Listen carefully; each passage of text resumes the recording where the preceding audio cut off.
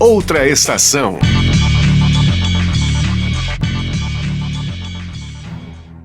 Eu acho que a pandemia, ela sinaliza o fio da navalha que a humanidade está vivendo. A gente está provocando tanto dano ambiental que a nossa própria sobrevivência, né, nesse planeta está cada vez mais em jogo. Não é o planeta que depende da gente, a gente que depende do planeta. Então, essa inversão de cultura, de achar que o homem domina a natureza e, portanto, é proprietário dela, né, e que, portanto, podemos fazer o que quisermos, na intensidade do que quisermos, e sem nenhuma preocupação quanto ao futuro ambiental ou ecológico, isso está nos levando a situações cada vez mais críticas que ameaçam cada vez mais o futuro até da própria espécie.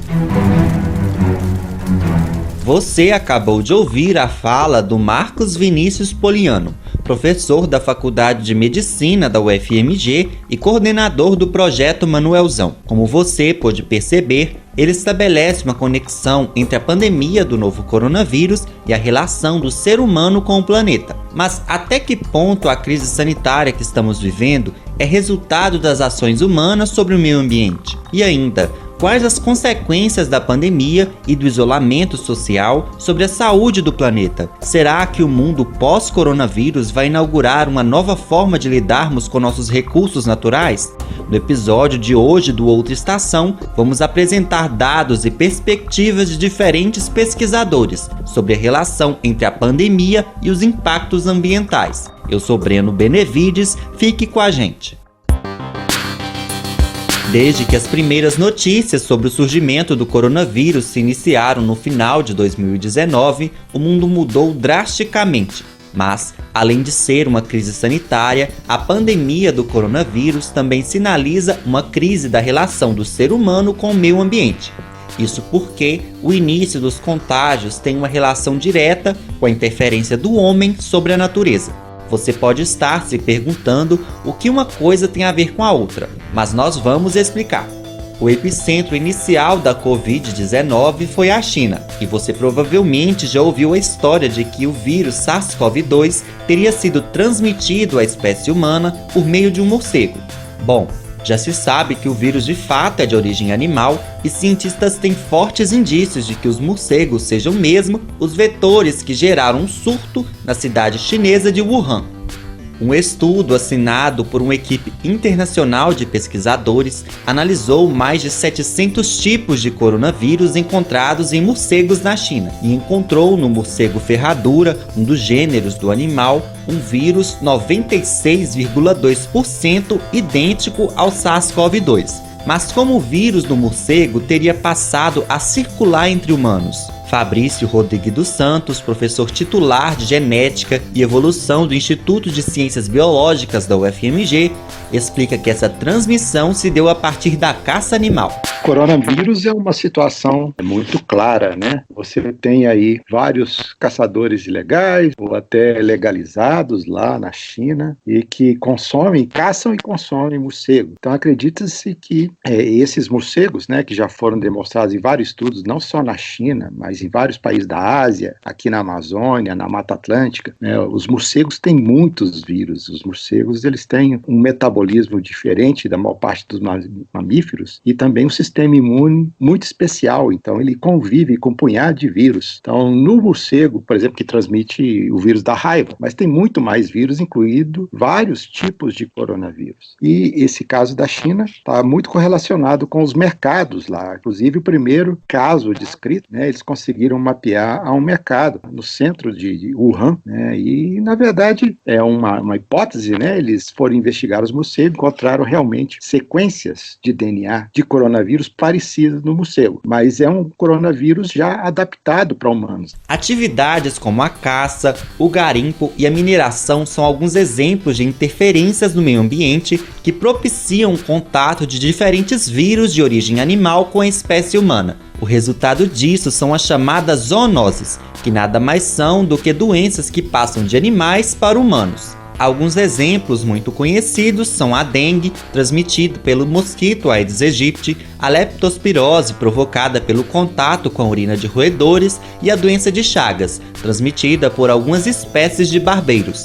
A professora Giliane Trindade de Souza, do Departamento de Microbiologia do Instituto de Ciências Biológicas da UFMG, explica de que maneira a interação da espécie humana com a vida selvagem de forma desregrada desencadeia o desequilíbrio ambiental. Esse desequilíbrio vai sendo gerado à medida que a gente interfere no equilíbrio natural dos ambientes. Então, por exemplo, se você invade um ambiente natural, se você desmata aquele ambiente natural e substitui a cobertura vegetal natural que haveria ali por coberturas artificiais, por exemplo, plantações como pasto, como cidades. E se você está atuando, né, de uma forma negativa, você está impactando esse ambiente. Se você, por exemplo, troca uma área natural por uma construção de uma barragem, né, por exemplo, você vai inundar toda aquela área ali, milhões, né, milhares de quilômetros quadrados de área, né, que era antes coberta por uma determinada vegetação, que tinha ali as espécies animais naturais, né, endêmicas daquela região, autóctones ali daquela região. Se você vai inundar aquilo tudo, é claro que você vai promover um desequilíbrio. Quando a gente trabalha aí com esse tráfego humano ou animal, você está promovendo o deslocamento de patógenos de uma região geográfica para outra. Então, todas essas ações, em conjunto, isso vai contribuindo para uma geração de um desequilíbrio, e que o retorno desse desequilíbrio são esses eventos de emergência de patógenos que antes estavam ali contidos nos seus reservatórios naturais, nos seus ambientes naturais. Então, à medida que você interfere com o equilíbrio desses reservatórios, dessa cadeia aí de transmissão, você está promovendo aí chances desses patógenos chegarem à população humana. Associado a esse cenário, outra questão que propicia um contexto de maior contágio por patógenos,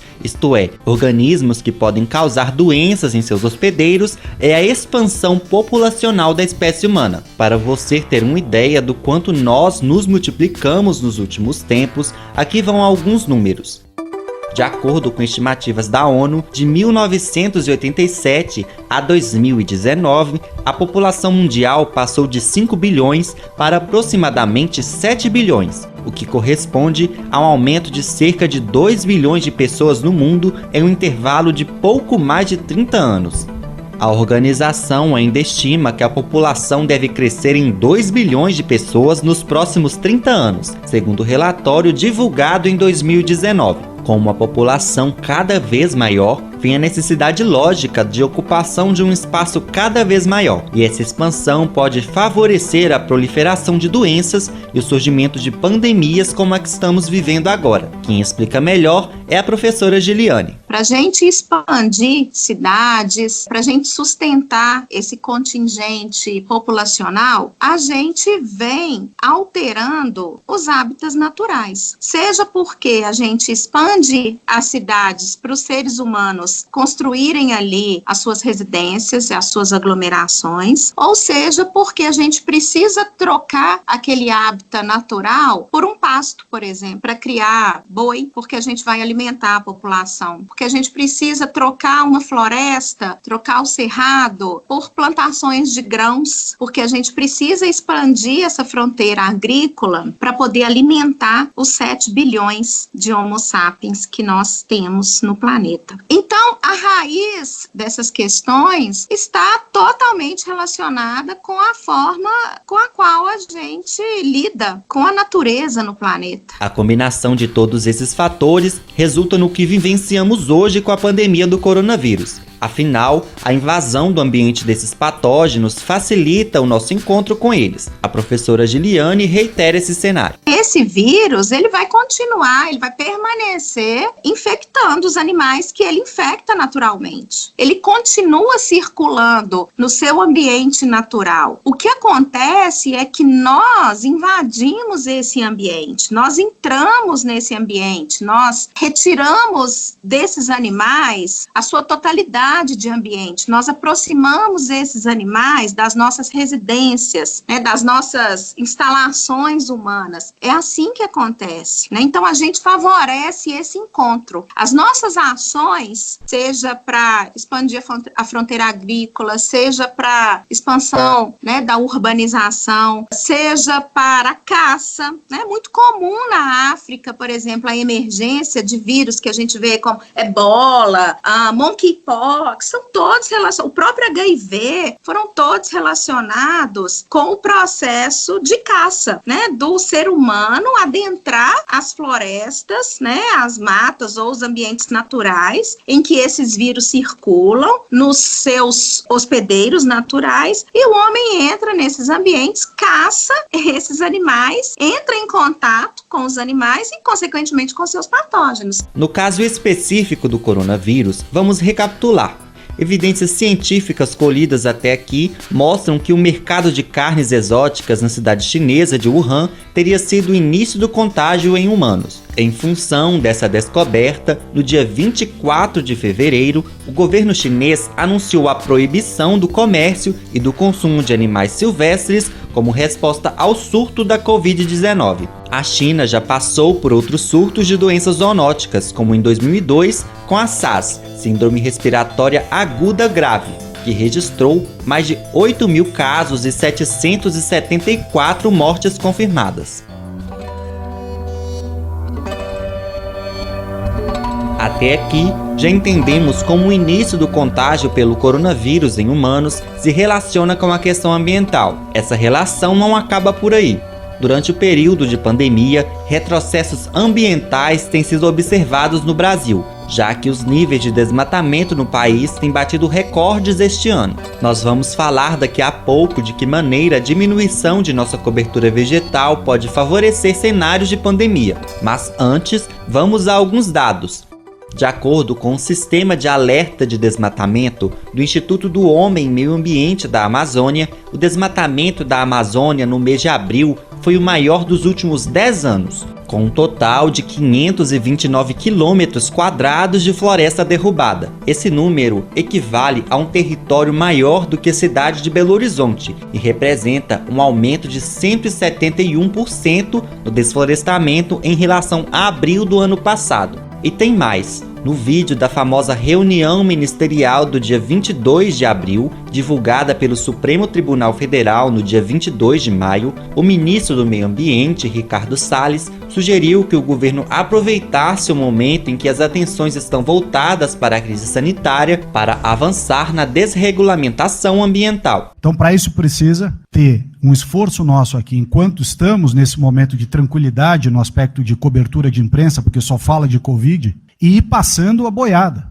e mudando todo o regramento, e simplificando normas, de IFAM, de Ministério da Agricultura, de Ministério do Meio Ambiente, de Ministério disso, de Ministério daquilo. Agora é a hora de unir esforços para dar de baseada a simplificação de regulatório que nós precisamos, em todos os aspectos. O crescimento nas taxas de desflorestamento brasileiras durante o período de pandemia tem chamado atenção em nível internacional. No dia 23 de junho, fundos de investimento de diversos países se dirigiram ao governo brasileiro por meio de uma carta aberta, cobrando o fim do desmatamento da Amazônia. No documento, os investidores demonstram temor de que o presidente Jair Bolsonaro se aproveite do momento de pandemia para implementar retrocessos na legislação ambiental.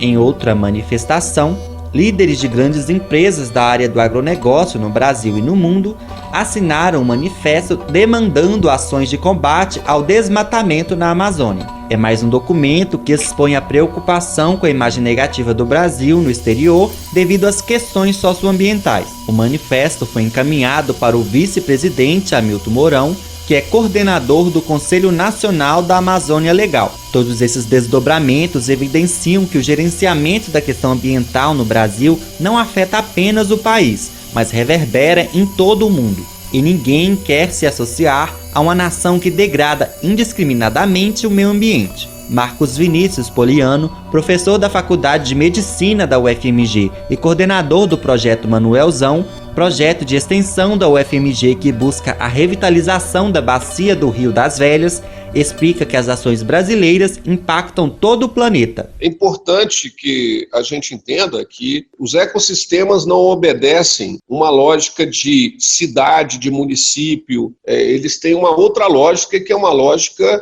de integração ecossistêmica. Então, o que acontece na Amazônia tem um efeito direto sobre o que acontece na região sudeste, assim como o aquecimento, a geração de coisas que fazemos aqui, tem efeito no planeta todo. Então, as coisas estão interligadas, muito mais interligadas do que a gente pensa. E aí, desconsiderar o meio ambiente dentro de uma política social ou uma política econômica é um equívoco absurdo. É uma coisa que nem os capitalistas de primeiro mundo jamais aceitam, porque eles entendem que a continuar a perdurar um sistema que exclui política ambiental de uma gestão econômica, isso só vai trazer consequências nefastas para o próprio modelo econômico e para a sociedade de uma forma geral, porque somos dependentes desse planeta. Como já antecipamos, o desmatamento é uma das atividades que podem favorecer o encontro de seres humanos e organismos que provocam doenças.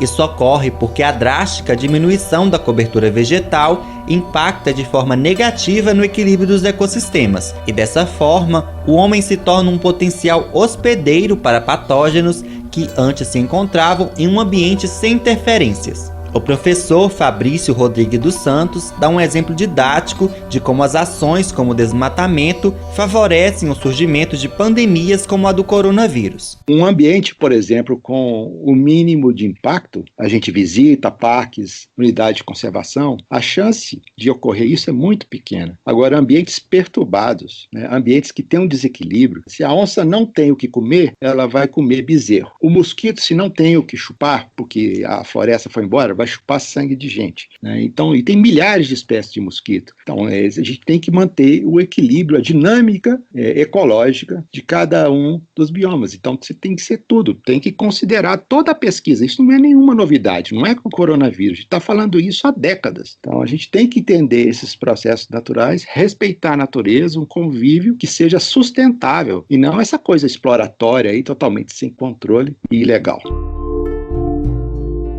Com essa fala do professor, fica claro o quanto é fundamental estabelecer um equilíbrio maior entre homem e natureza. Mas será que a gente vai chegar lá? Com o isolamento social imposto pelo coronavírus, estudos mostraram que a emissão de gases na atmosfera diminuiu em várias cidades ao redor do mundo. Isso ocorreu porque as atividades industriais e a circulação de veículos caíram. Uma ótima notícia para o planeta, certo? Bom, pesquisadores afirmam que não há tantos motivos assim para comemorar. Quer descobrir o porquê? Continue com a gente.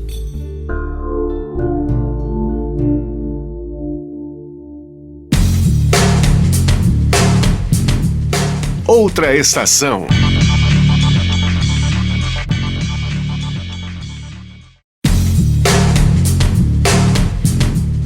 Outra estação.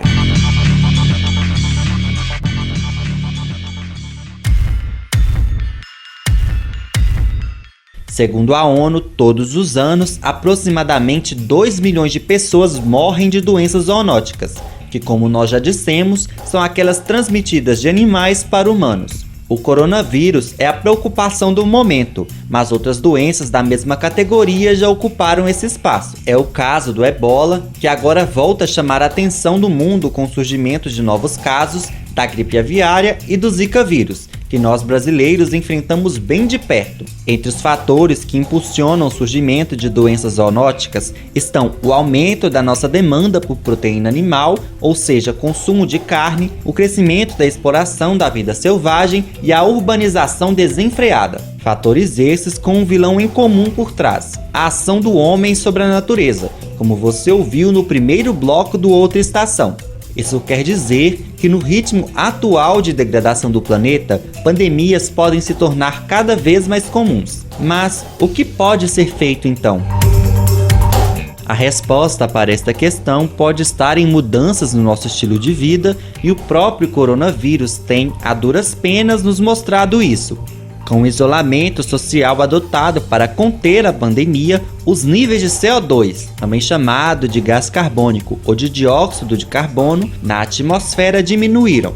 Para você ter uma ideia, um relatório publicado pela ONU no dia 22 de abril, em comemoração pelo aniversário de número 50 do Dia da Terra, mostrou queda de 5,5% a 5,7% nos níveis de dióxido de carbono durante a pandemia. O CO2 é um gás poluente fruto da queima de combustíveis fósseis, como o petróleo, que sai todos os dias pelos escapamentos dos carros e das chaminés das empresas. O professor da Faculdade de Medicina da UFMG, Marcos Vinícius Poliano, faz uma reflexão sobre as lições deixadas pelo período de quarentena. Todas as epidemias que a humanidade passou ao longo da sua história, essa não foi a primeira e provavelmente não será a última pandemia que a gente vai viver no planeta Terra, né? Todas elas provocaram mudanças culturais, econômicas, até políticas. Então, eu acho que essa privação temporária que a gente está tendo em relação a uma série de coisas vai provocar mudanças, até de consumo, porque a gente começa a entender que a gente não precisa muito de algumas coisas. Eu vou citar exemplos aqui. Por exemplo, a gente começa a perceber que realmente o uso excessivo do carro talvez não seja tão necessário quanto o nosso padrão normal de consumo faz parecer. Que dá para trabalhar em casa, então talvez as pessoas não precisem se deslocar tanto, e isso reflita tanto em presença maior das pessoas dentro das casas, né, no sentido das relações pessoais, familiares, como também a diminuição exatamente de transporte, de deslocamentos, que aí significa mais consumo, né, de combustível, de produção de monóxido, dióxido de carbono, enfim. Durante a quarentena, em alguns países conhecidos pela alta taxa de poluição, como China e Índia, foi até possível observar melhoras visíveis na qualidade do ar. Mas será que essa melhora permanece com o fim do isolamento social e a retomada a todo vapor das atividades industriais? Ao comentar os bons indicadores da emissão de CO2 obtidos durante a pandemia, o secretário-geral da Organização Meteorológica Mundial, professor Peter Talas, disse que a queda na emissão de dióxido de carbono é uma boa notícia, mas a curto prazo, já que a tendência é que os números voltem ao normal com o fim da pandemia. Especialistas ainda argumentam que com o retorno das atividades econômicas em cenário de crise financeira, o mais provável, infelizmente, é que as empresas e governos deixem de lado a preocupação com as políticas destinadas à proteção do meio ambiente, para ajudar na contenção de gastos. Outro dado importante: se por um lado o isolamento social contribuiu para a redução de gases do efeito estufa, de outro, ele também abriu mais espaço para um antigo vilão do meio ambiente, o plástico. O aumento da demanda por comida pronta, embalada, assim como necessidade de reforço de suprimentos hospitalares, resultaram no crescimento do consumo desse material extremamente danoso para a natureza, em função do seu alto tempo para decomposição. A Europa deve registrar mais de 5% de aumento de consumo de plástico flexível neste ano, contra 1,5% de 2019. Já nos Estados Unidos, a demanda por esse material deve crescer 10%. Esses dados são da empresa de pesquisa Wood Mackenzie, que não traz informações sobre o Brasil.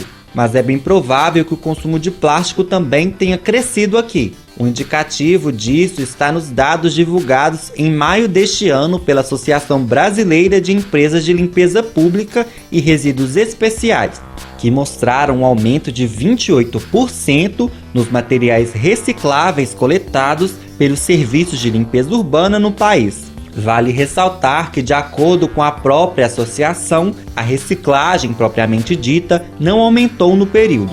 Para Leila da Costa Ferreira, professora titular de Sociologia Ambiental da Unicamp e coordenadora associada do Núcleo de Estudos de Pesquisas Ambientais, o nosso futuro é incerto. Em várias cidades, durante o confinamento social, houve sim uma diminuição de emissão de gases de efeito estufa. O problema é como será na volta. Se a gente vai voltar com o trânsito absolutamente caótico, se a gente vai voltar usando 2, 3 carros, enfim, daí vamos ver como é que isso fica no retorno a...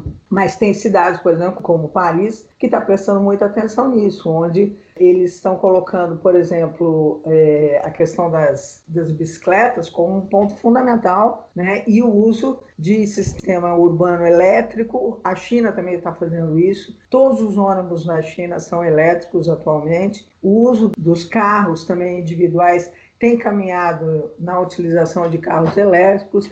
Então, várias experiências no mundo têm prestado atenção nessa questão dos gases de efeito estufa. Mas, infelizmente, a China continua sendo ainda o país que mais emite gases de efeito estufa no mundo, né? O Brasil e os Estados Unidos estão muito atrasados nessa nova onda de experiências internacionais voltadas para a problemática ambiental. Por sua vez, no próprio caso dos Estados Unidos, várias cidades, né, independente do Trump, etc., várias cidades têm pensado a volta da epidemia a partir de uma busca de uma economia de baixo carbono e de experiências de implementação de sustentabilidade. No Brasil, mesmo antes da pandemia, o cenário já era bem pouco animador. Segundo o sistema de estimativas de emissões e remoções de gases de efeito estufa, a previsão é de que as emissões podem crescer em 2020 de 10 a 20% em relação a 2018,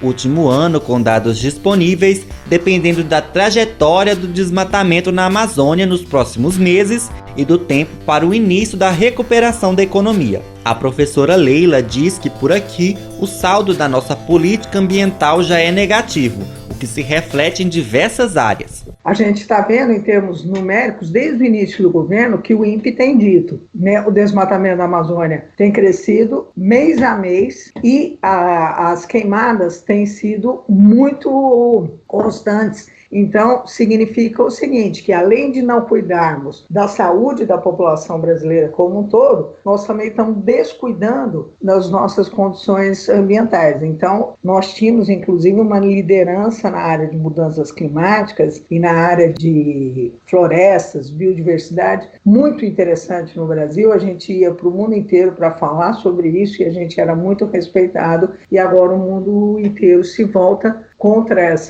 as não políticas ambientais, no caso brasileiro, e nós temos tido, inclusive, consequências dramáticas do ponto de vista de corte de verbas internacionais em relação a isso. Eu não sei o quanto nós vamos ter que reconstruir, né, em toda a estrutura institucional da área ambiental quando esse desgoverno acabar, porque eles estão devastando tudo que a gente fez e construiu nos últimos 30 anos nessa área. Muito, muito, muito preocupante. Nós perguntamos ao Ministério do Meio Ambiente o que está sendo feito para combater o desmatamento, conter a emissão de gases e quais são os planos para a área, mas não houve resposta até o fechamento deste episódio.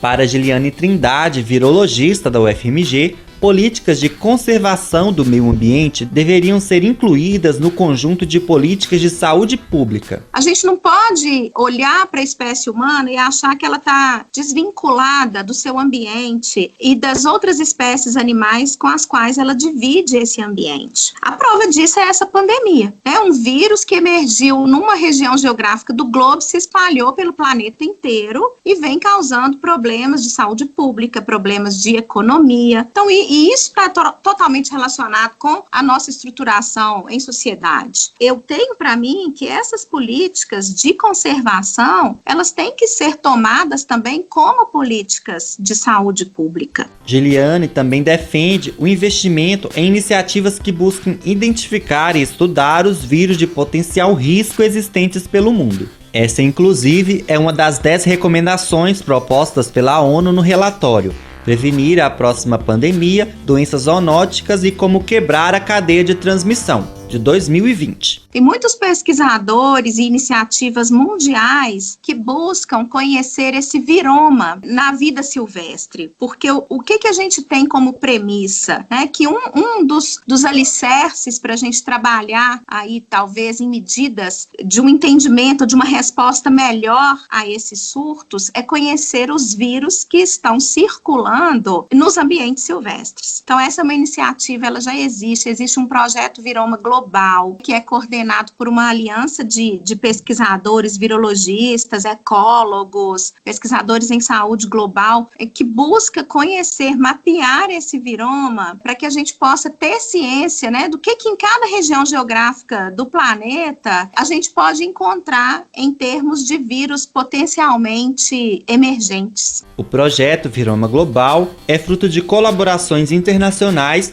que buscam mapear os vírus até então desconhecidos e evitar pandemias, como a do coronavírus, no futuro. A iniciativa, que conta com a participação do Brasil, parte de um princípio simples: quanto antes pudermos identificar o problema, mais fácil será lidar com ele. Em nosso universo, onde as estatísticas apontam para cerca de 1,5 milhão de vírus desconhecidos, dos quais mais de 600 mil podem infectar humanos, é necessário pensar estrategicamente, não só no nosso futuro, mas também no futuro dos nossos sucessores aqui na Terra. É o que destaca o professor Marcos Vinícius Poliano.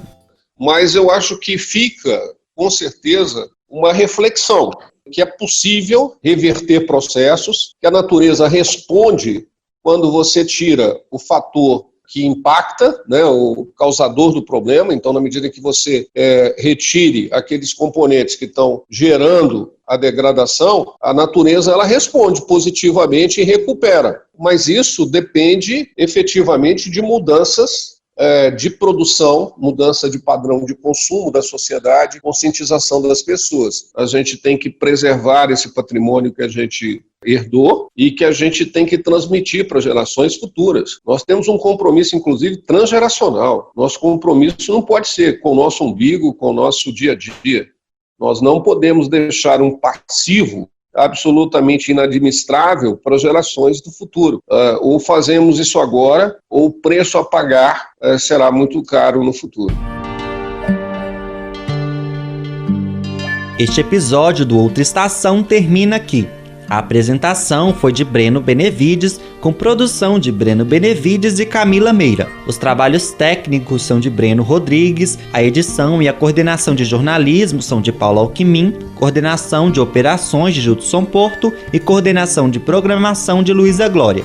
O programa Outra Estação vai ao ar às quintas, 6 da noite, com reprise na sexta, às 7h30 da manhã. Você também escuta a gente na internet e nos aplicativos de podcast. Acompanhe a rádio pelas redes sociais, Facebook, Twitter e Instagram.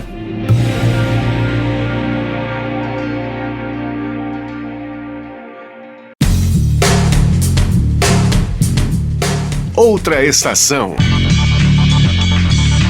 Uma produção do Núcleo de Jornalismo da Rádio UFMG Educativa.